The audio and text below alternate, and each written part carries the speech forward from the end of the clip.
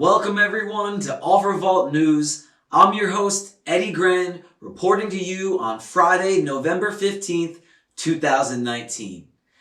The two big stories this week: Facebook leveraged user data against other companies in the tech industry, and the FTC released new rules for online influencers. We'll get to those stories a little bit later, but first, let's get right into our weekly rundown.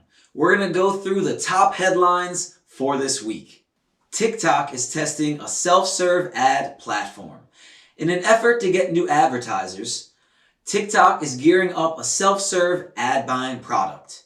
This self-serve platform aims to make it much easier to advertise on TikTok. Here are TikTok's two soon-to-be-released self-serve models.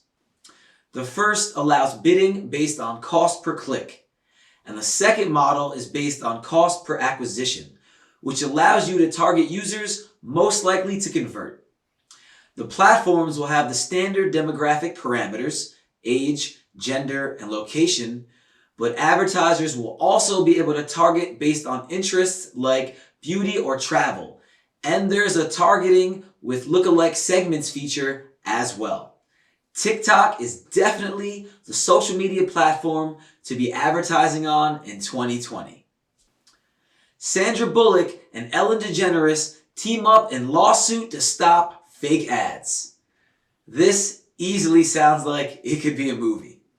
So Sandra Bullock and Ellen DeGeneres have teamed up to file a lawsuit against sites that are falsely using the pair's star power to sell health products without their permission.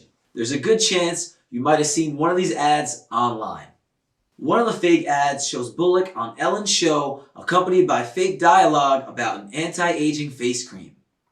In another ad from the same company, it used a picture of Ellen saying she does not need makeup because she uses a special serum instead. Obviously, all those quotes were fabricated, but I can see why they chose Sandra Bullock and Ellen DeGeneres, because they don't age. Both women are targeting those within the affiliate marketing industry who earn money if users click through from online ads to e-commerce sites. The suit lists 40 different beauty products that the pair claim have been sold with their names attached without their permission. Their lawyers claim this specific part of the affiliate industry is, quote, based on a scheme to trick consumers into disclosing their credit card or debit card information in order to enroll them in costly programs with undisclosed or poorly disclosed recurring charges. Lawyers are demanding an injunction and compensation for damages. Let's shift gears a little bit. Here's something that's going to be big for marketers and advertisers this holiday season. Shopping ads have now been extended to YouTube. Shopping ads will now be shown on the YouTube home feed and in YouTube search results. On mobile devices, users will be able to scroll through suggested products galleries that will appear at the top of search results or between videos on the home page. These ads are eligible to show up in Google Images as well. Google has been making the argument for years that users display shopping intent on YouTube just as they do on Google search. The company says it's seen watch time for holiday shopping videos on YouTube increase by more than 4 times in the past 2 years. These announcements further demonstrate the power of shopping ads and Google's eagerness to keep finding more places to show them. An American publisher slapped by the FTC for tricking seniors into buying fake ads. The Federal Trade Commission sued a publisher called Agora Financial, LLC, alleging that it tricks seniors into buying books, newsletters, and other publications that falsely promise a cure for type 2 diabetes or promote a phony plan to help them cash in on a government-affiliated check program. Here's what Andrew Smith, director of the Bureau of Consumer Protection, had to say. These defendants stole money from older adults with lies about having a cure for diabetes and a way to get thousands of dollars in government checks. He followed that up with, If you're trying to get the FTC's attention, making up stories about disease cures and government checks is a good way to do it. True indeed, Andrew. True indeed. One of the products they were targeting towards senior citizens was called The Doctor's Guide to Reversing Diabetes in 28 Days. Another book was titled Congress's Secret, $1.17 trillion Giveaway. This book in particular was targeted to senior citizen consumers, falsely promising that it will show them how to claim hundreds of thousands of dollars they are entitled to in quote-unquote congressional checks or Republican checks. Everything about that is just so wrong. It's real low to go after and prey on senior citizens. We're going to give Agora Financial a thumbs down. Karma is definitely coming your way. For our first main story this week, leaked documents show that Facebook leveraged user data to fight rivals and help friends. At this point, is anyone even surprised when something new comes out about Facebook's shady business practices? I mean, Facebook has become one of the shadiest run social media platforms today. NBC News is publishing 7,000 pages of leaked documents showing how Facebook treated user data as a bargaining chip with external app developers. These documents contain internal Facebook communications such as emails, web chats, notes, presentations, and spreadsheets. About 1,000 of the pages are marked as highly confidential. So it's 7,000 pages worth of evidence that shows how Mark Zuckerberg, along with his board and management team, found ways to tap Facebook's user data, including information about friends, relationship, and photos, as leverage over the companies it partnered with. Sometimes Facebook would reward partners by giving them preferential access to certain types of user data, while at the same time denying the same access to rival companies. A perfect example of this is when Facebook gifted Amazon special access to user data because it was spending money on Facebook advertising. In another example, the messaging app MessageMe was cut off from access to data because it had grown too popular to the point that it could compete with Facebook. The funniest part is that Facebook planned to mask these moves as their efforts to protect user privacy.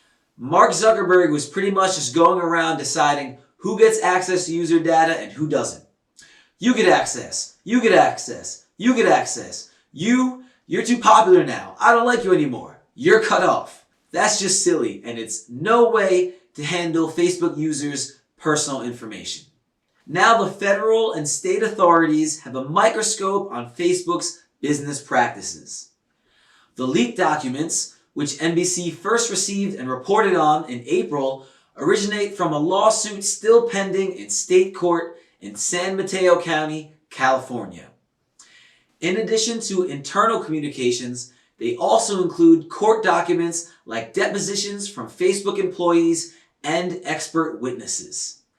One of the real gems from these documents is that a Facebook employee actually compared the company's actions to villains from the popular TV show Game of Thrones. Mark Zuckerberg is the Night King.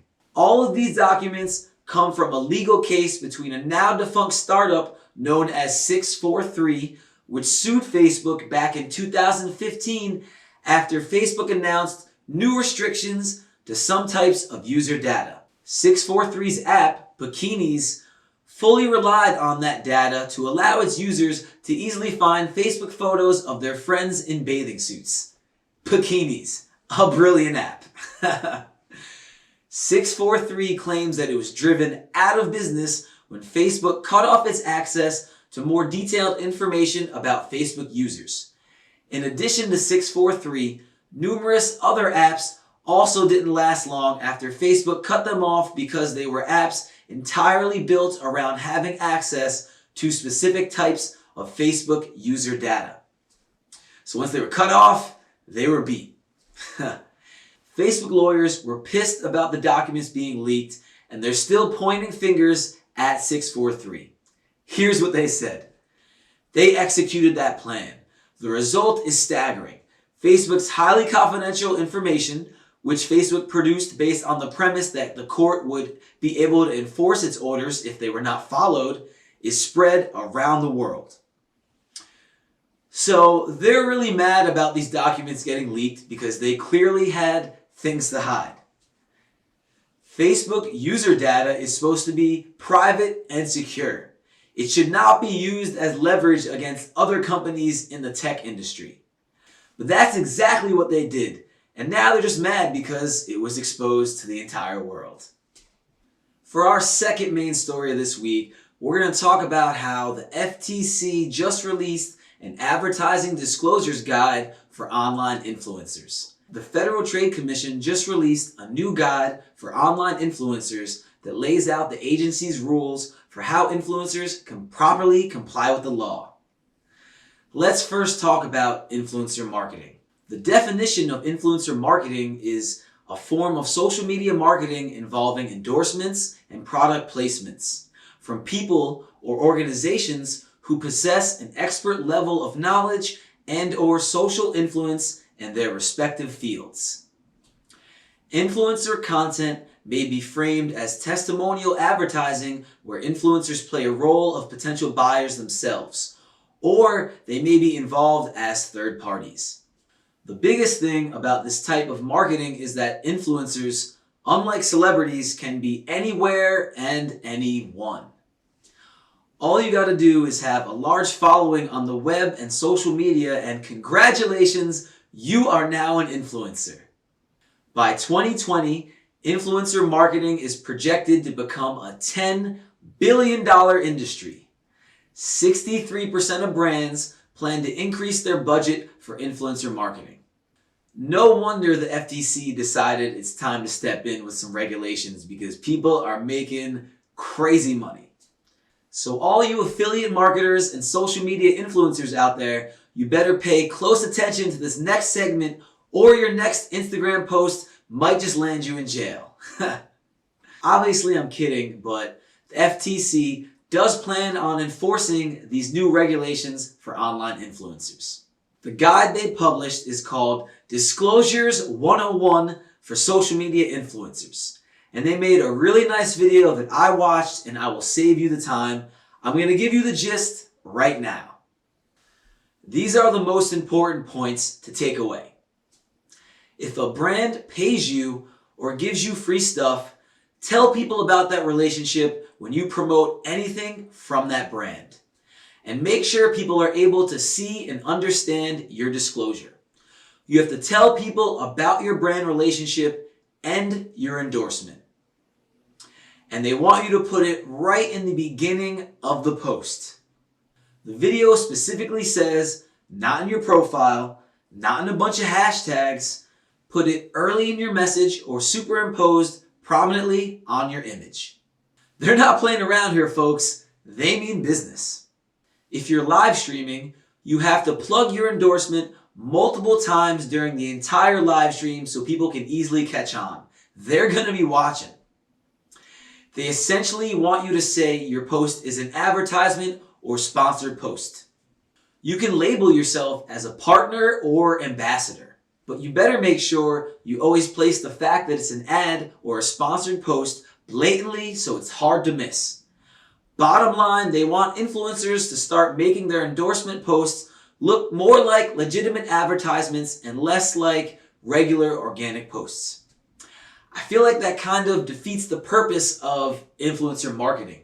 It's supposed to feel more personal. It's not supposed to feel like an advertisement. So these new FTC regulations that they want you to comply with would make that very difficult to pull off.